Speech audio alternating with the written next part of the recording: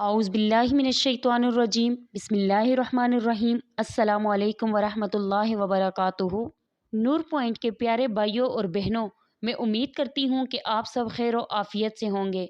मैं अल्लाह रब्बुल इज़्ज़त से दुआ गो हूँ कि आप सबको खैर व आफ़ियत से रखे, आमीन। मुअज़्ज़ज़ सामीन किराम, अपनी आज की वीडियो में आप लोगों के सामने रमज़ान अल मुबारक की खसूसियत बयान करूँगी।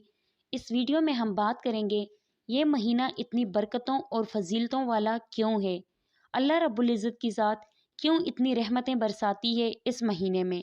आपको सुनकर एहसास होगा ये फजीलतें कि रमज़ानुल मुबारक का एक एक रोज़ा कितना कीमती है, और आपको ये भी बताऊंगी कि रोज़ा रखने पर क्या क्या फ़वाइद हासिल होते हैं। रमज़ानुल मुबारक में जहन्नम के तमाम दरवाज़े बंद कर दिए जाते हैं और जन्नत के तमाम दरवाज़े खोल दिए जाते हैं। रमज़ानुल मुबारक में सरकश शैताने को कैद कर लिया जाता है। रमज़ानुल मुबारक नज़ूल कुरान का महीना है। रमज़ान के रोज़े फ़र्ज़ हैं। रमज़ान में इबादत का अजर कई गुना बढ़ा दिया जाता है। रमज़ानुल मुबारक में उम्रे का सवाब हज जितना है।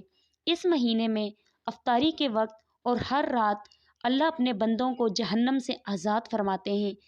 इस महीने में लैलतुल क़द्र की एक रात है जो रात 1000 महीनों से अफजल है।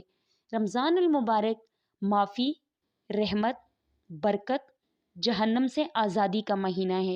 रमज़ानुल मुबारक में उम्मत मुहम्मदिया पर 5 किस्म के इनामात नाजिल किए जाते हैं। हज़रत अबू हुरैरा रज़ियल्लाहु ताला अन्हु से रिवायत है कि नबी पाक ने फरमाया, मेरी उम्मत को रमज़ानुल मुबारक के महीने में 5 चीज़ें ख़ास तौर पर दी गई हैं जो गुज़िश्ता उम्मतों को नहीं दी गई। उनमें पहली चीज़ ये है कि रोज़ेदार के मुंह की बू अल्लाह के नज़दीक मुशक की बू से ज़्यादा पसंदीदा है। दूसरी ये कि रोज़ेदार के लिए फ़रिश्ते तक दुआए मग़फ़िरत करते हैं और अफ्तार के वक़्त तक दुआ करते रहते हैं। तीसरी ये कि जन्नत हर रोज़ उनके लिए आराइस्ता की जाती है। अल्लाह रब्बुल इज़्ज़त जन्नत से फरमाते हैं कि अनकरीब मेरे नेक बंदे दुनिया की तकलीफ़ें अपने ऊपर से फेंक कर तेरी तरफ आएंगे।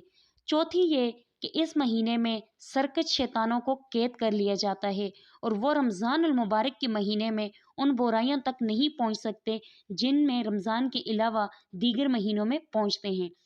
पाँचवीं ये कि रमज़ानुल मुबारक की आखिरी रात में रोज़ेदारों की मग़फ़िरत की जाती है। सहाबाए किराम ने अर्ज़ किया, ए अल्लाह के रसूल, क्या ये शब मग़फ़िरत शब कदर है? फरमाया, नहीं, बल्कि ये दस्तूर है कि मज़दूर को काम ख़त्म होने के वक्त मज़दूरी दी जाती है। इसलिए रमज़ान की जो आखिरी रात होती है, इसमें जो लोग अच्छे तरीके से रोज़े रखते हैं उनकी मग़फ़िरत की दी जाती है। रमज़ान में दुआओं का भी ख़ास इख्तिमाम करना चाहिए।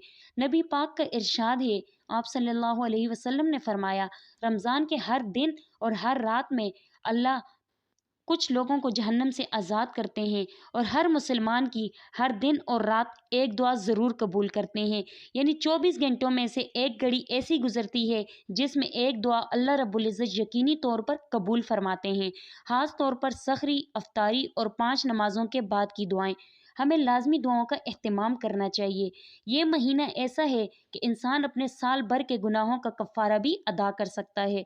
नबी पाक ने फरमाया, 5 वक्त की नमाजें एक जुम्मे से दूसरे जुम्मे तक, एक रमज़ान से दूसरे रमज़ान तक, इन गुनाहों का जो दरमियानी वक्त में इंसान से हुए हों कफ़ारा है, बशर्त के कबीरा गुनाह ना हो। अगर कबीरा गुनाह भी किया है तो इस महीने में तौबा इस्तग़फ़ार करे।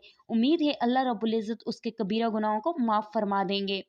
जब इंसान रोज़ा रखे तो रोज़े की हालत में भी रोज़े की हिफाजत करे। इस तरह करे कि गुनाहों से बचे, फजूल बातों से बचे, लड़ाई झगड़े से बचे। इस तरह जितने भी ऐसे काम हैं जो अल्लाह को नाराज़ करने का सबब हैं, उन कामों से बचे और अपने रोज़े की हिफाजत करे। रमज़ान के रोज़े हर बालिग़ पर फ़र्ज़ हैं। कोई शरई उज़्र ना हो तो रोज़ा नहीं छोड़ना। जो इंसान रोज़ा रखता है उसको जिस्मानी भी बहुत से फ़वाइद हासिल होते हैं। आजकल हम में से हर तीसरा बंदा किसी न किसी बीमारी में मुब्तला है, लेकिन अगर हम रोज़ा रखने के एहतमाम करें तो हमारी सेहत काफ़ी अच्छी हो सकती है। जदीद दौर में साइंस की रिसर्च भी है कि जो इंसान 1 माह तक रोज़े रखता है उसको बहुत से फ़वाइद हासिल होते हैं। रोज़ा मैदे को तक़वियत देता है, खून से फासद मादे को खर्च करता है, ब्लड प्रेशर कम करता है, روزہ آنتوں کی کمزوری ختم کرتا ہے، روزہ جلد کی بیماریوں کا خاتمہ کرتا ہے، ذہنی اور جسمانی الجھن کو روزہ ختم کرتا ہے۔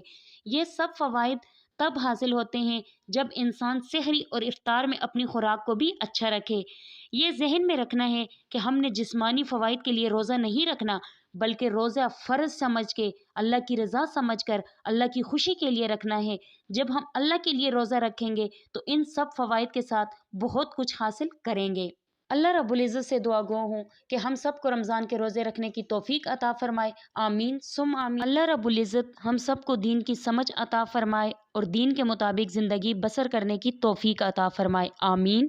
آپ سب سے گزارش کرتی ہوں کہ ہمارے چینل نور پوائنٹ کو سبسکرائب کریں اور سبسکرائب کے ساتھ ساتھ ہماری ویڈیو کو لائک اور شیئر کریں۔ اپنی قیمتی رائے کا اظہار کمنٹس باکس میں ضرور دیں۔ اللہ رب العزت آپ سب کو اپنے حفظ و امان میں رکھے، آمین ثم آمین۔ سب لوگوں سے ریکویسٹ کرتی ہوں مجھے اپنی دعاؤں میں یاد رکھا کریں۔ اللہ حافظ۔